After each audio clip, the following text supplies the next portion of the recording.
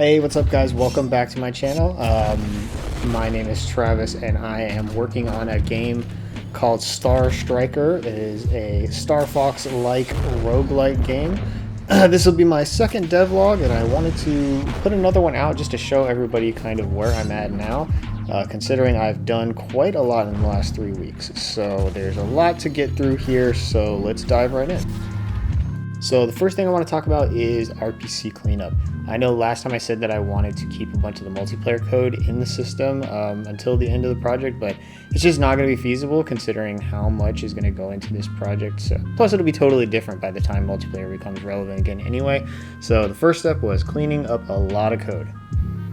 So for this next one, I'm actually pretty proud of this solution that I came up with. I wanted to implement a Dark Souls style lock-on system, but in the realm of Star Fox.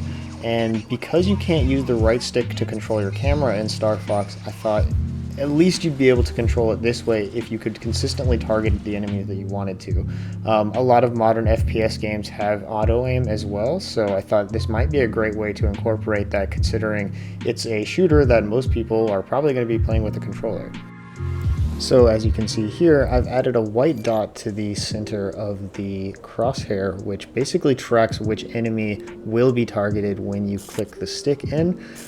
It will track the closest enemy to you or the closest enemy to your crosshair. So that way you can also target the enemy that you're looking at, even if the closest enemy happens to be behind you or next to you. Once the camera lock is activated, you can sweep your crosshair over the enemy that you're targeting to lock the ship's nose onto that enemy. If you pull too far away, it will unlock you, or you can obviously just turn camera lock off, but this gives kind of a soft auto aim to the player, and it allows you to aim in a short area around while not necessarily forcing them to aim at an exact spot, which can be useful if your enemy is turning. This next one is relatively simple, but I think very important, and that is that I updated how the damage numbers work. I wanted them to correspond to the various weapon types that you're using. So now your primary fire will be the white regular numbers, and then blue will be the charge shot damage, and purple or pinkish will be the special damage. So next I wanted to talk about the explosion player that I made for this game. I created several explosion scenes of various sizes: mini, small, medium, and large. That way that I could easily assign visual explosions to things like ships exploding, or hitting the ground and exploding, or just damage being done.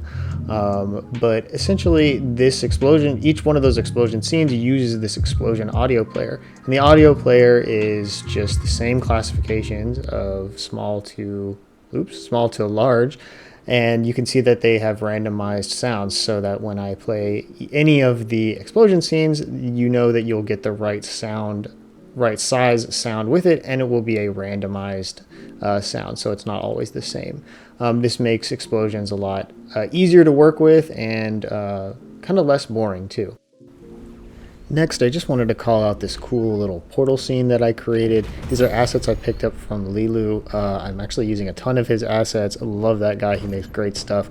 But yeah, this is just a little portal scene that I created that shows the ship going through a portal. It can be used to maybe go to another planet or another level or to a shop or a boss room. But I think it looks pretty slick, so I wanted to call it out. Next, let's talk about the arena biomes.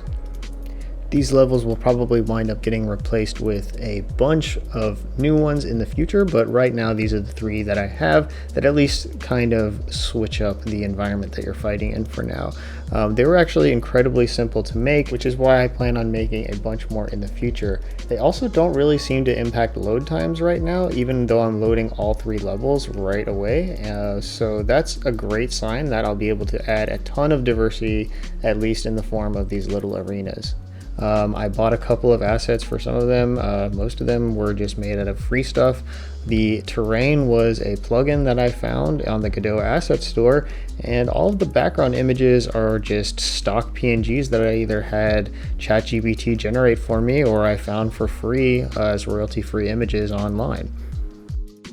Just to give a quick demo of this awesome terrain builder, you can see that I'm basically selecting a shape to apply whatever it is you're applying to. Right now I'm raising the terrain, but you can also choose to lower or choose a color and then just paint on whatever texture you want. All of these textures are completely free as well. There's tons of free textures online that are royalty free that you can use for your game as well. So this really helped building these maps and made it incredibly simplistic.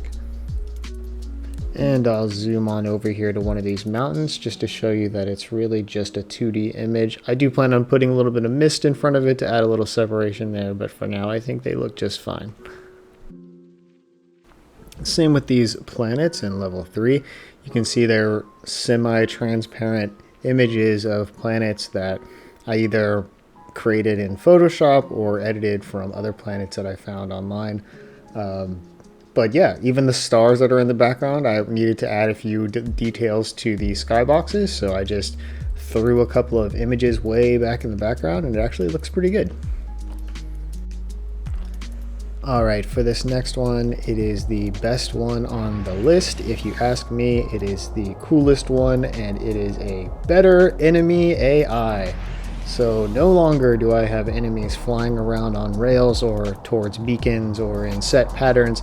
These enemies can determine where they are in vertical and horizontal space and actively avoid obstacles, walls, floors, the ceiling, you name it. Trust me when I tell you that I am still struggling with a number of challenges in getting this just right across various enemies, but I feel like the enemies are behaving in a pretty decent way at the moment.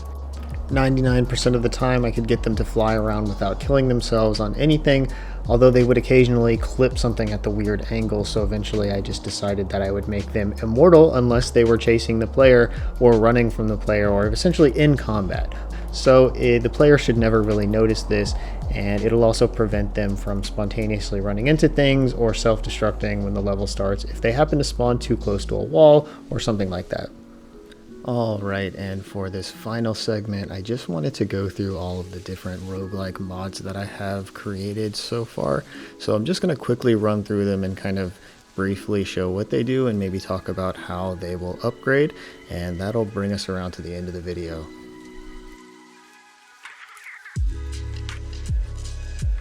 So first up we have Extended Mag. This one is your basic add a projectile to every shot kind of upgrade, so each time you upgrade it you'll essentially add another projectile. Broken Trigger is similar, although slightly different in that it will fire additional times for you, so each trigger pull will fire an additional shot. This allows you to fire continuous streams of bullets while charging up your special attack or other things that you normally wouldn't be able to do. Rubber bullets are bouncing bullets.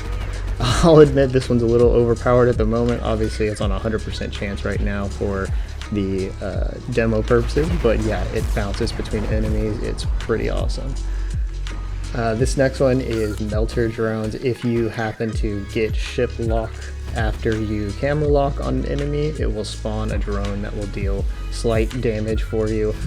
Each time you upgrade it, you can add an additional drone, and so, you know, 2 to 3 to 10 maybe. That might be overkill, but it still looks pretty badass. This next one's relatively simple but very effective. The compressor mod simply gives you a faster charge shot, so the more you upgrade it, the quicker you can fire off successive charge shots. Double barrel grants a chance to fire 2 shots. Right now it's 100% chance, just to show you guys how it works.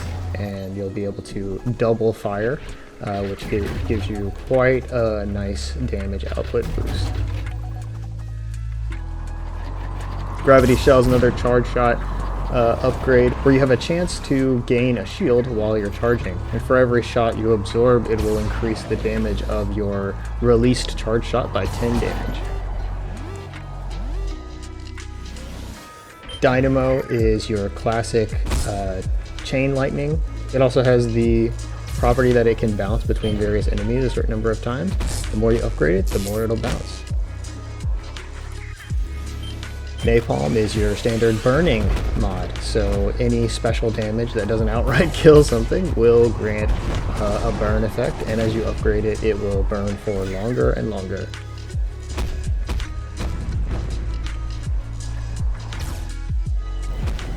Stabilizer is one of the few healing mods that I've created.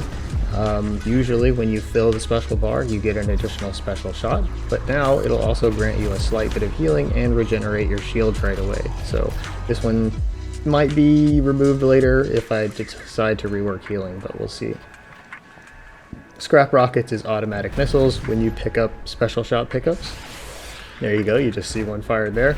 And these missiles also take on various properties of special weapons, so if you have fire, they will burn targets as well.